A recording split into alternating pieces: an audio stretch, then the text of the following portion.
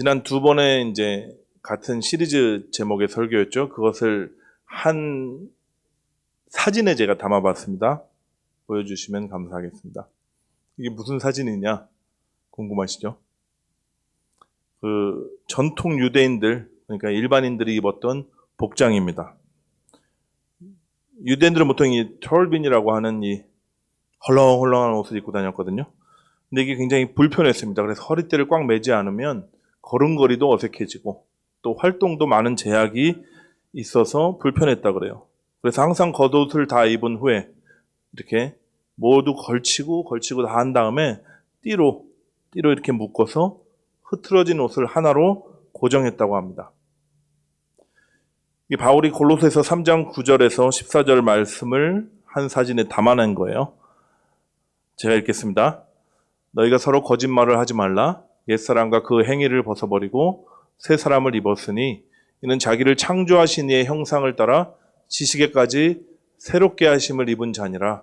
거기에는 헬라인이나 유대인이나 할레파나 무할레파나 야만인이나 수구디아인이나 종이나 자유인이 차별이 있을 수 없나니 오직 그리스도는 만유시요 만유 안에 계시니라. 아멘. 이게 좀 말이 어렵죠. 길고. 이런 말이에요. 유대인과 이방인 사이에 장벽이 있었습니다. 종교적인 장벽이 있었고요. 또 문명인과 야만인들 사이에 어떤 문명적인 장벽이 있겠죠. 종과 자유인 사이에는 사회적인 장벽이 있었을 겁니다. 근데 그건 모든 것들이 그리스도의 복음으로 무너졌다는 거예요. 예수님께서 택하시고 구원하신 모든 만유, 모든 사람들 안에 예수님이 계신다는 겁니다. 차별이 없대요. 그리고 이어서 이렇게 얘기합니다. 그러므로 너희는 하나님이 택하사 거룩하고 사랑받는 자처럼 긍휼과 자비와 겸손과 온유와 오래 참음을 옷 입고 누가 누구에게 불만이 있거든 서로 용납하여 피차 용서하되 주께서 너희를 용서하신 것 같이 너희도 그리하고 이 모든 것 위에 사랑을 더하라. 이는 온전하게 매는 띠니라. 옷이 나오죠. 드디어 옷이 나오죠. 옷 입고 하나님의 택하심을 받은 사람들이 생기기 시작했어요. 그분의 사랑으로 새로워져서 새 사람을 입은 거룩해 된 무리가 나타났습니다. 그들이 그리스도의 교회입니다. 저와 여러분도 그리스도의 교회 맞죠? 그렇다면 교회로 부르심을 받은 사람들의 그 마음 속에 어떤 것들이 맺히게 되나 바울이 이렇게 얘기합니다. 긍휼과 자비와 온유와 겸손과 오래 참음. 그것으로 옷을 입게 될 것이다. 이렇게 얘기하는 거예요. 5가지 성품이죠. 이 덕목이 누구의 성품인가요? 나는 온유하고 겸손하니 말씀하셨던 예수님의 성품이에요. 자비와 긍휼이 풍성하신 주님의 마음입니다. 그리고 베드로가 말한 것처럼 1절 오래 참으심으로 모든 사람이 구원받기를 원하시는 하나님의 성품이에요. 그래서 우리가 그리스도로 옷 입게 되고 새 사람이 되면 그분의 성품이 우리 안에 열매 맺힌다 하는 말씀입니다. 그리고 그게 외적으로 드러나면 어떻게 되냐? 용납과 용서로 나타나게 될 것이다. 이렇게 말씀하시는 거예요. 서로 용납하여 피차 용서하라. 여러분 우리가 봤죠? 그 예루살렘 공유에서 유대인들이 할례 받지 못한 이방인들을 받아들이는 것이 용납입니다. 그리고 이방인들은 자신들을 그토록 무시하던 깔보고 사람 취급 안 하던 유대인들을 위해서 3가지 율법 항목들을 지키고 그리고 함께 식탁에 함께 하는 것이 용서였습니다. 근데 이 모든 내적 열매와 외적 열매들 위에 뭐를 더하라 그러셨죠? 이 모든 것 위에 사랑을 더하라. 사랑은 온전하게 매는 띠다 그러셨어요. 잘 생각해 보세요. 여러분 사랑이 없으면요. 긍휼과 자비는 동정이 됩니다. 자기 만족이 돼요. 그리고 사랑이 없는 겸손은 위선입니다. 척하는 거예요. 사랑이 없는 온유는 비굴해질 수 있어요. 사랑은요. 모든 내적인 열매들을 성품을 하나로 묶어서 완전케 하는 띠입니다. 그래서 모든 은사와 내적 열매뿐만 아니라 모든 은사와 사역도요. 사랑 안에서만 그 가치를 발휘할 수 있는 거예요. 그래서 예루살렘 공의회의 모든 결정 그 중심에는 결과적으로 사랑이 있었습니다. 이방인들에게 율법의 짐을 얻지 말자 결의했죠. 대신 유대인 형제들과 함께 식탁 공동체를 이루기 위해서 가장 기본적인 3가지 율법은 우리가 지키도록 권면하자 이렇게 얘기했습니다. 율법을 넘어서 자유가 선포됐고요. 그 자유를 통해서 내가 막 사는 게 아니라 다른 사람들을 끌어안고 용납하고자 하는 그 복음의 진수가 교회 안에서 이루어진 거예요. 그게 바로 사랑이었습니다. 근데 이어져서 나오는 내용이 오늘 본문이에요. 깜짝 놀라겠죠? 바울과 바나바가 피 터지게 싸웠더라. 네. 이게 뭡니까 도대체? 뭐 사람이 살다 보면 싸울 수도 있죠. 그렇죠. 맞습니다. 근데 오늘 본문에 나오는 이 싸움은 그 예사로운 싸움이 아니에요. 39절에 보니까 서로 심히 다투어 피차 갈라섰다 그래요. 심히 다투어 해당하는 이제 원어가 파록시스모스, 죄송합니다. 방언을 해가지고 파록시스모스라는 단어인데 영어의 패럭시즘이라는 단어의 어원이에요. 그게 뭐냐면 발작입니다. 발작. 얼마나 격하게 싸웠는지 단순히 의견 차이로 갈등을 겪은 것이 아니라 감정이 폭발해서 완전히 부딪혔다는 거예요. 여러분, 바울과 바나바가 누구예요? 초대교회를 떠받들던 두 기둥이에요. 안디옥 교회를 세운 목사였고요. 본교회 파송을 받은 선교사들이었습니다. 하나님 사랑하기로는 둘째 가라면 서럽고 정말 복음 전파를 위해서는 목숨도 아끼지 않을 정도로 열정적인 참 믿음의 사람들이었어요. 근데 이 두 거인이 고성을 지르면서 싸우고 발작적인 분노를 지금 표출하고 있는 겁니다. 싸움의 원인이 뭐였죠? 표면적으로 보면 그 마가 요한 때문이에요. 여러분 잘 아시듯이 사도행전 앞에서 봤죠? 그 밤빌리아의 그 어떤 지역까지 구브로에서 이제 배를 타고 와서 이제 내륙 선교를 시작하는 시점에서 큰 산맥이 이제 기다리고 있었어요. 타우로스 산맥이라는 산맥이 있었고 또 많은 사람들의 적대와 이제 굶주림과 하여튼 너무 힘들었던 것 같아요. 그래서 마가 요한이 도망갔죠. 네, 중간에 나는 더 이상 못 해먹겠다 하고 야밤 도주를 했는지 아니면 얘기를 하고 싸워서 갔는지 모르겠지만 예루살렘으로 돌아갔습니다. 근데 이 마가 요한을 바나바가 또 2차 선교 여행에 데려가자 그러는 거예요. 그래서 그를 데려가냐 안 데려가냐 하는 문제로 생겨난 의견 대립이 시작이었습니다. 바나바는 왜 그랬을까요? 사촌이라서 예.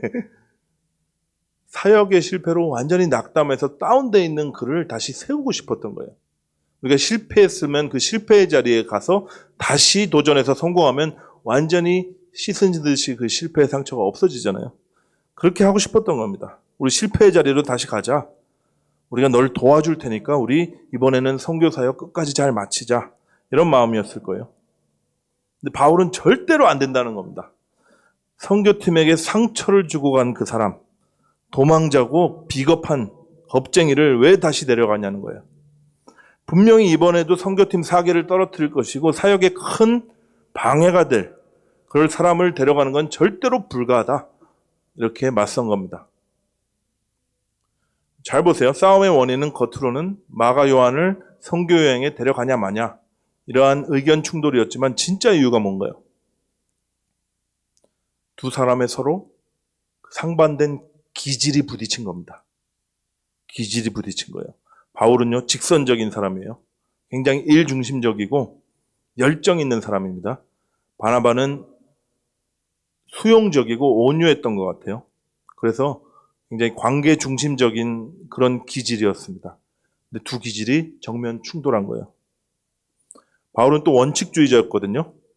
그런 사람 있잖아요. 나는 한 번 아니다 한 사람은 영원히 아니야. 절대 안 봐. 아마 그런 성정이 있었을지 모릅니다.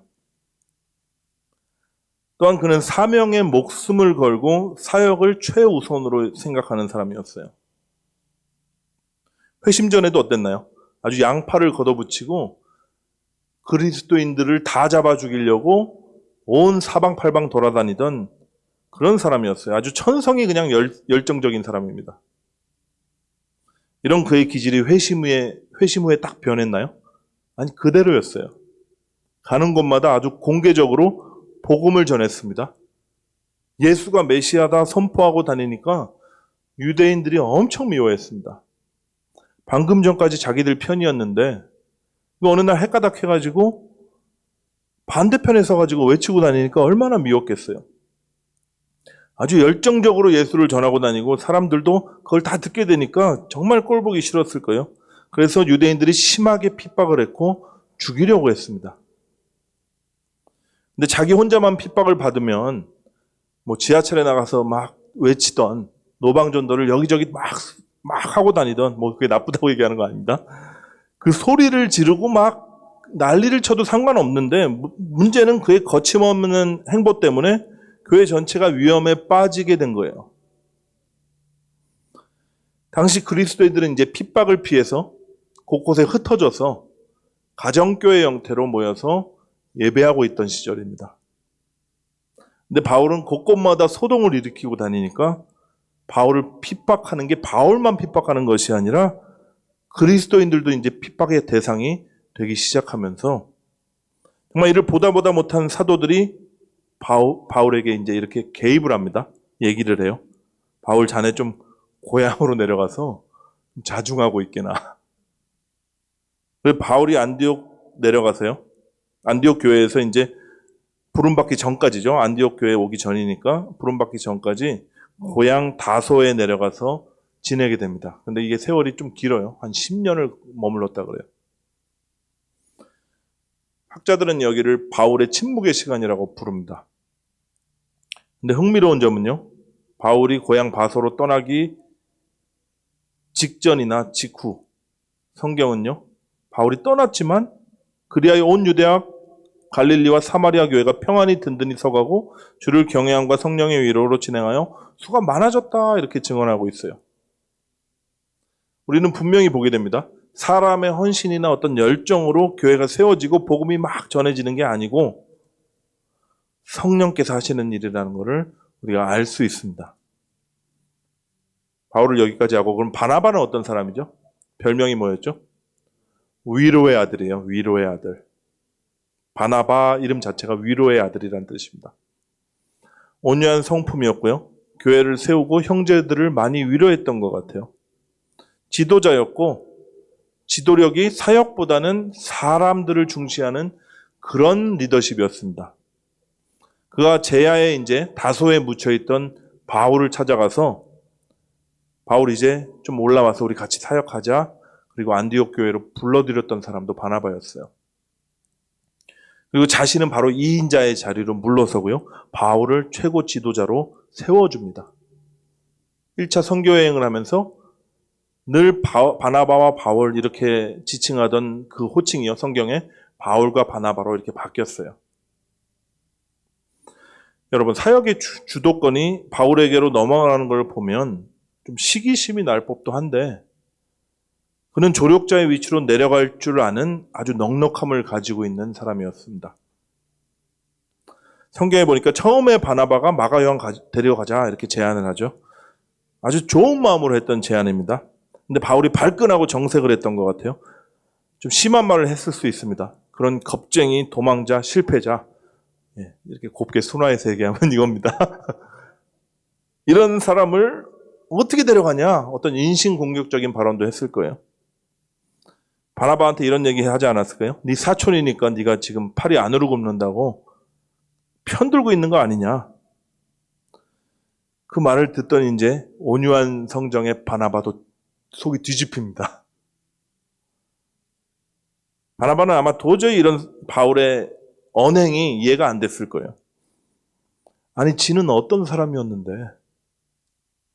교회를 핍박하고 사람들을 잡아다 옥에 가두고 심지어 스데반이 돌에 맞아 죽을 때 그 모든 것을 주도했던 사람 아닌가? 아니 어떻게 이런 주제에 마가 요한을 이렇게 비하하고 심하게 얘기하는가? 이런 생각이 들면서 감정이 격해졌을 겁니다. 제가 생각해 봤는데 정말로 바울이 약간 까먹었던 것 같아요. 그 선교 여행, 1차 선교 여행의 승리를 막 경험하고 하늘 같은 사도들이 있는 예루살렘 공의회에서 자신의 그 체험들을 막 발언을 하니까 결정이 이렇게 막 자기의 영향하에 이렇게 되는 것 같고, 그러니까 스스로 선줄로 생각했을지 모릅니다. 아, 나는 이제 교회에서도 지도자급 진짜 된 사람이구나. 하나님이 크게 나를 사용하고 있구나. 나중에 바울이 이렇게 고백하거든요. 선줄로 생각하면 넘어질까 조심하라. 아마 자기 자전적인 고백이었을지도 몰라요. 그리고 크게 넘어진 겁니다.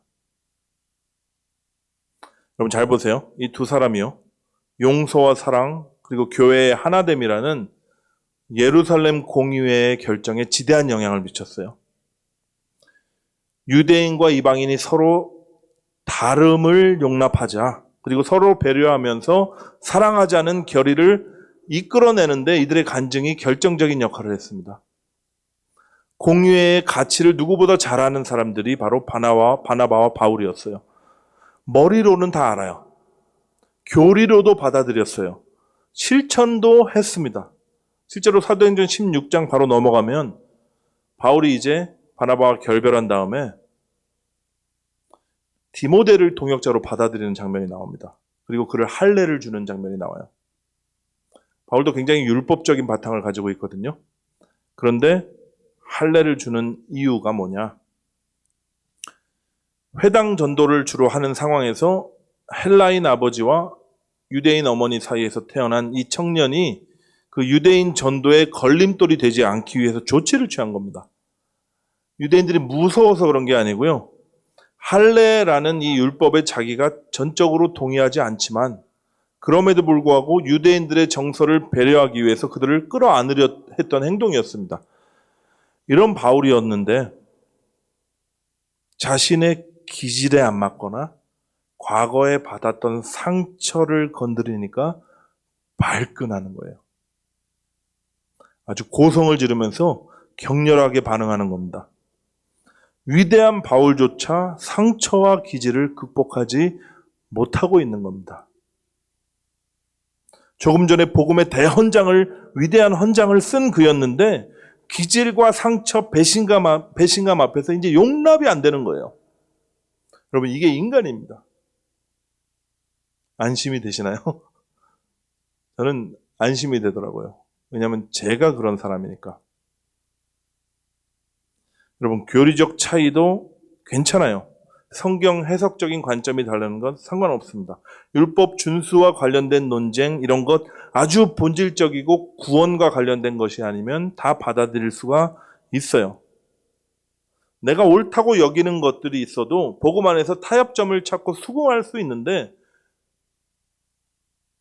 왜냐하면 나한테 개인적으로 어떤 영향을 주는 게 아니니까요. 근데 만약 다른 사람이 나의 기질을 부정하잖아요. 그리고 오래 묵혀두었던 상처를 후벼 파는 얘기를 하자 하면은 분노하게 되는 겁니다. 인간은요, 자기 기질을 부정을 당할 때 내가 기질상 문제가 없다고 생각하는 그것이 너 잘못됐다라고 지적을 받게 되면 못 참아요. 왜 그런가 했더니 자기 존재 자체를 부정당한다고 느끼는 것 같습니다. 과거에 받은 상처가 쓴뿌리가 되어 남아있으면 다시 그 상처를 들춰내잖아요. 그러면 분노하면서 폭발해요. 여러분, 사람들 모두 각각 다른 기질을 가지고 태어납니다. 맞죠? 다혈질인 사람도 있고 화 잘 내고 화를 안 내는 사람도 있습니다. 전문적인 용어로 담즙질이라고 이렇게 불러요. 예민한 사람도 있고 무딘 사람도 있습니다. 급한 사람 있고 느긋한 사람 있고 완벽주의자도 있고 설렁설렁 대충대충 하는 사람들이 있어요. 낙천적인 사람 있고 비관적인 사람 있는데 두 개가 뭐가 좋고 안 좋다 얘기가 아니에요. 낙천적인 사람은 모두 잘 되겠지 하고 태평하게 살다가 문제가 생기는 경우가 있고요. 비관적인 면 때문에 최악의 상황을 가정하고 철저히 대비를 잘하는 사람도 있습니다. 구멍이 숭숭 나 있는 사람도 있고 아주 빈틈 하나 찾기 어려운, 바늘로 찔러도 피도 안 날 것 같은 사람도 존재합니다. 여러분, 이 기질에 어떤 좋고 나쁜 게 있나요? 선한 기질이 있고 악한 기질이 있을까요? 여러분, 하나님이 이렇게 창조하신 거예요. DNA 안에 심겨 넣으신 겁니다. 따라서 기질이 곧 자신을 나타내는 것처럼 우리가 느끼는 거예요. 그것이 부정됐다고, 잘못됐다고, 악하다고, 네가 나랑 너무 안 맞는다고 얘기하면 내 존재 자체가 부정당한다고 느껴서 발끈하는 겁니다. 그럼 기질 자체는 악한 게 아닌데 왜 자꾸 이것 때문에 싸울까요? 이 기질에 뭐가 자꾸 붙어 있어서 그래요. 제가 한번 곰곰이 생각했습니다. 뭐가 붙어 있을까? 기질에 이제 상처가 붙어 있잖아요. 그럼 상처를 딱 건드리면 다혈질의 기질이 있거나 또 어떤 완벽주의자 성향의 기질이 있는 사람은 더 발끈하게 됩니다. 기질에 교만이 붙어 있잖아요. 그러면 나는 이렇게 잘하는데 너는 왜 그 모양이냐? 이렇게 돼요. 기질에 욕심이 붙어 있으면 자꾸 그 욕심을 이루기 위해서 다른 사람을 조종하려고 그러고요. 자기 뜻대로 바꾸고 싶어 합니다. 그러다가 안 되죠. 기질인데 이게 쉽게 되겠어요? 분노하고 또 그 사람들을 배척하는 일도 많이 있어요. 여러분, 우리 안에 죄성이 남아 있습니다. 그 죄성이 우리의 기질과 이렇게 붙어서 작용하니까 자꾸 부딪히는 거예요. 오늘 본문에 나오는 바울과 바나바도 그랬던 겁니다. 여러분, 인간의 연약함이 여기서 드러나는 거예요. 그리고 안타깝게도 이 연약함으로 생긴 그 반목과 분열이 꽤 오래 갑니다. 바울과 바나바가 심히 싸우고 피차 갈라섰는데 주님의 은혜를 깨닫고 다시 화해했다. 이러면 얼마나 좋겠어요. 복음의 능력이 그들의 갈라진 마음을 하나 되게 해서 서로 같이 동역하게 됐다. 이렇게 성경에 기록되어 있으면 설교하기 얼마나 좋습니까? 네, 우리도 그렇게 열심히 하나님의 은혜를 붙들고 같이 화해하고 용서하고 용납해서 또 그렇게 동역하자. 이러면 되는 거예요. 여러분, 근데 사도행전 15장 이후에 갈라졌던 바울과 바나바가 다시 함께 사역했다는 말씀이 없습니다. 피 터지게 싸웠다. 그래서 갈라섰다. 끝. 이겁니다. 극과 극의 기질이 부딪히고요. 마음이 갈렸고 큰 싸움이 일어나게 되니까 그럼 뭐가 남을까요? 상처가 남아요. 근데 상처가 너무 깊이 패이는 겁니다. 잘 메꿔지지를 않는 거예요. 서로 죽고 못 사는 사이였다가 크게 상처를 주고받으면 다시 그런 사이로 돌아가지가 않아지는 거예요. 여러분, 바울과 바나바 얘기뿐 아니라 우리들의 얘기니까 공감이 잘 되실 겁니다. 근데 오늘 본문 한번 보십시오. 하나님께서 이런 인간의 연약함을요, 선으로 이끌어내세요. 너네들 왜 이렇게 싸우냐? 잘못했다 하고 핀잔하고 또 심판하시는 것이 아니라 그들을 묵묵히 바라보시며 그 모든 것들을 선으로 이끌어내십니다. 하나님은요, 인간의 다툼과 분열이라는 이 연약함조차 성교지를 두 갈래로 확장시키시는데 사용하셨습니다. 바나바는 마가를 데리고 구브로로 배 타고 다시 가고요. 바울은 실라를 데리고 다시 내륙 선교로 소아시아 지역으로 전도길에 올랐다. 성경은 아주 짧게 증언합니다.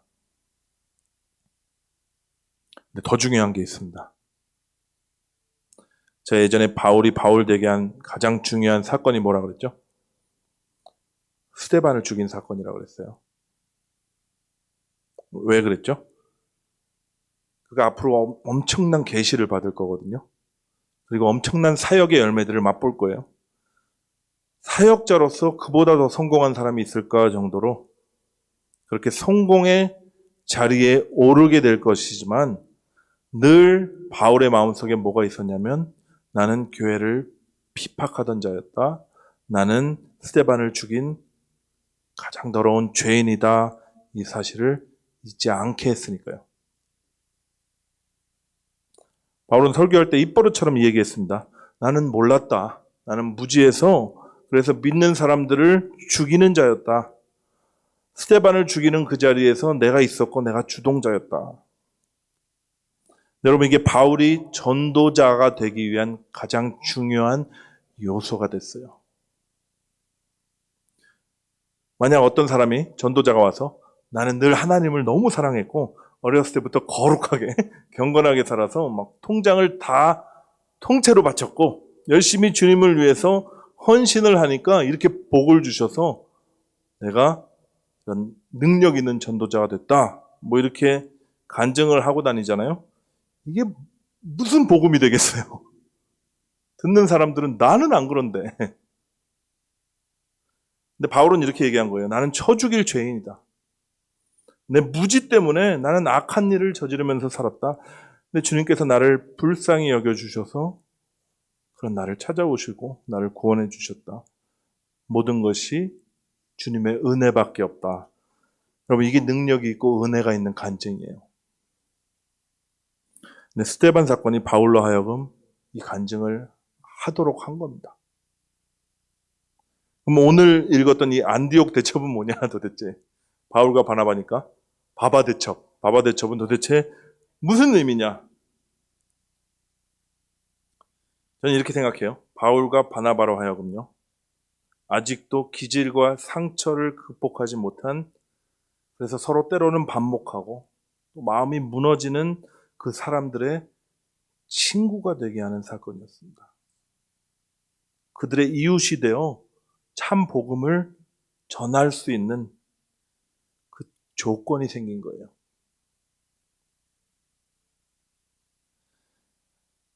만약 바울이요, 복음이 나의 기질까지 다 바꿔주셔서 이제는 나를 공격하는 사람들을 봐도, 내 기질을 부정하는 사람들을 봐도 나는 다 용서할 수 있고 용납하고 아무런 마음에 어려움이 없어, 뭐 이렇게 떠들고 다니면 여러분, 오히려 복음의 문이 막히는 거예요. 여전히 자신의 기질에 상처가 붙어 있고 교만이 붙어 있고 죄성 때문에 싸우면서 주저앉아 있는, 스트러글링하고 있는 사람들의 마음 문이 다 닫혀버리니까요. 이런 경우를 많이 봤습니다. 최근에도 들었지만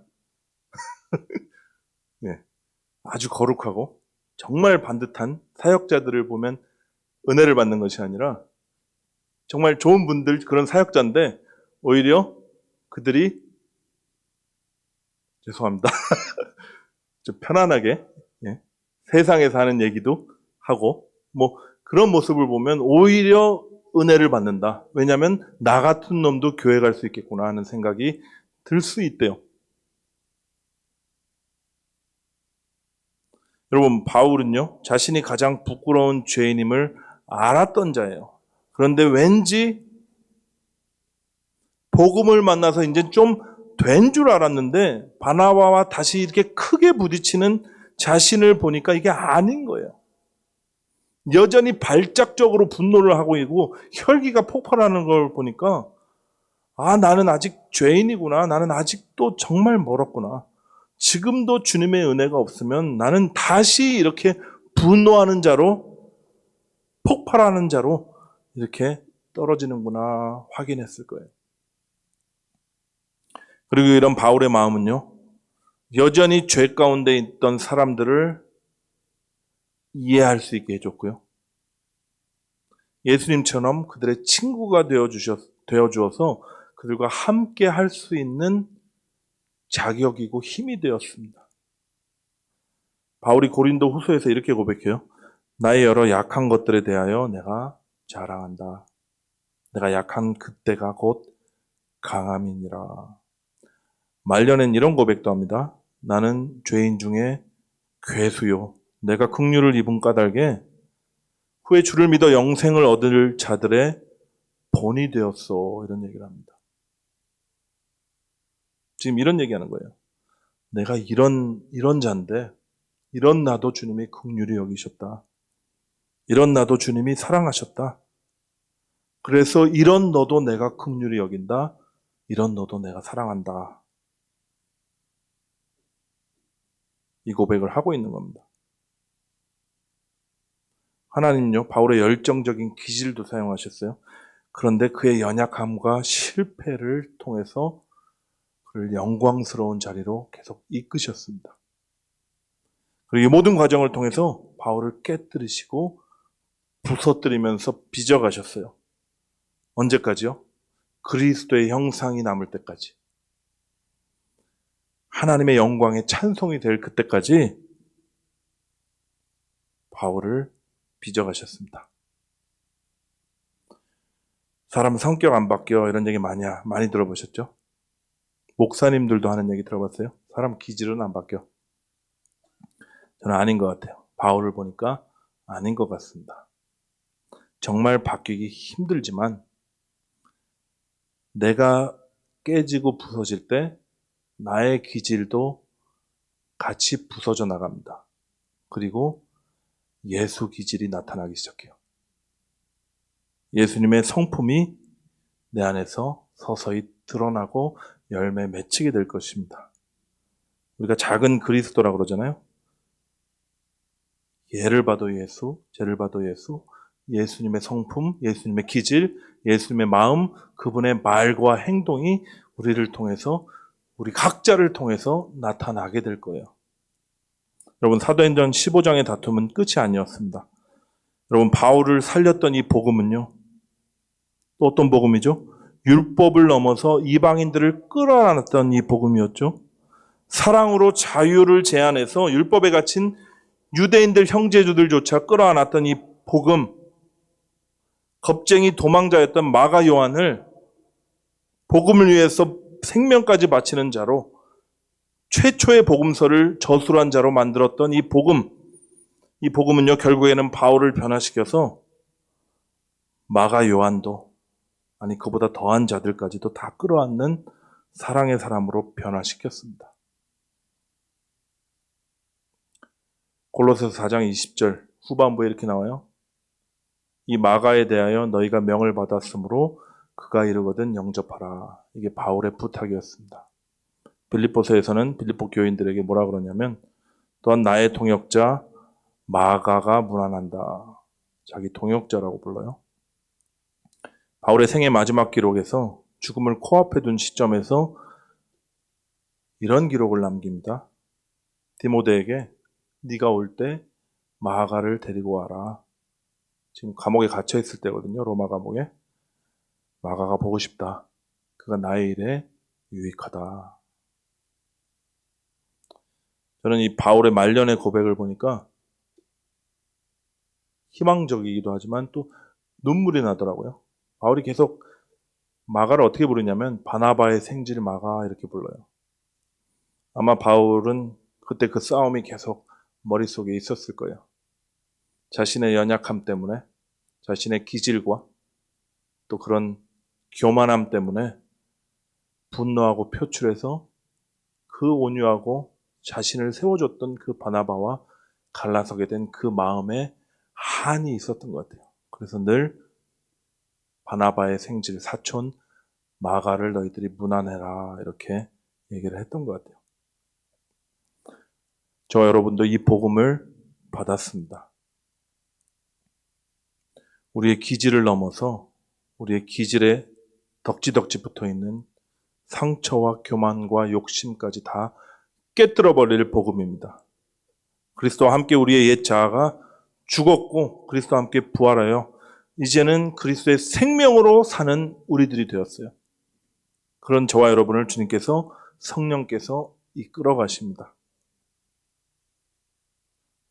우리의 연약함을 통해서, 우리의 실패를 통해서, 우리의 상처를 통해서 오히려 더 연약한 형제들을 용납하고 그들의 친구가 되어 주어서 함께하면서 사랑받고 사랑하는 그 자리로 우리를 이끌어 주십니다. 우리 기질로는 도저히 받아들일 수 없는 사람들까지 우리가 끌어안을 수 있는 그런 삶으로 주님 인도해 주실 거예요. 오직 그리스도만 남아서 그분의 성품이 드러나고 그분의 사역이 펼쳐지는, 우리의 기질을 넘어서 그리스도의 기질이 나타나고 그분의 성품이 열매 맺히는 이 영광의 자리가 여러분을 기다리고 있습니다. 복음이 반드시 그 일들을 이뤄내실 줄 믿습니다.